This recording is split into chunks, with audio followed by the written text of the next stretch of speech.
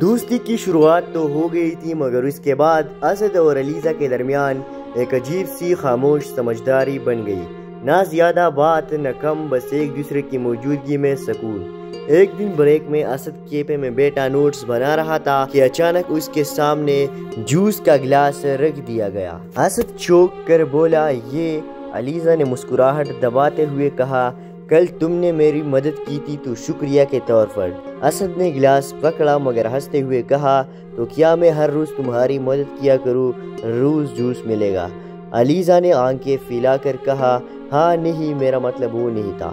اسد ہنس پڑا، میں مذاق کر رہا ہوں۔ علیزہ شرما کر بیٹھ گئی۔ کافی دیر تک دونوں خاموش بیٹھے رہے، مگر وہ خاموشی بھی عجیب طرح کی خوبصورت تھی۔ کافی دیر بعد علیزہ نے پوچھا، اسد تم اتنے کم بولتے کیوں ہو؟ اسد نے کندھے اچکا کر کہا، میں سب سے کم بولتا ہوں، لیکن جو اچھے لگے ان سے زیادہ۔ علیزہ نے سوالیہ نظروں سے پوچھا، اور میں؟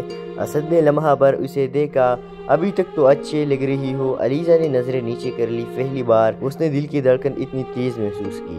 شام کو گھر جاتے وقت اچانک بارش شروع ہو گئی۔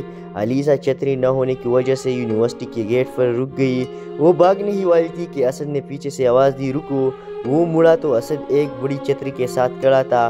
آؤ میں چھوڑ دیتا ہوں، بھیگ جاؤ گی، علیزہ نے ہچکچاتے ہوئے کہا۔ پر لوگوں کو عجیب نہیں لگے گا؟ اسد نے سیدھا جواب دیا، مجھے صرف یہ فکر ہے کہ تم بیمار نہ ہو جاؤ، باقی لوگوں کو جو لگے لگنے دو۔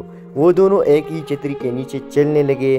بارش کی بو، سڑک کی خاموشی، اور ان دونوں کے بیچ کچھ ایسا تھا جو لفظوں میں نہیں سما سکتا تھا۔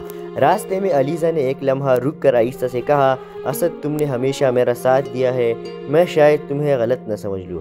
اسد نے نرم لہجے میں کہا، کیسا غلط؟ علیزہ نے دھیرے سے کہا، ایسا جیسے میں تمہیں پسند کرنے لگی ہوں۔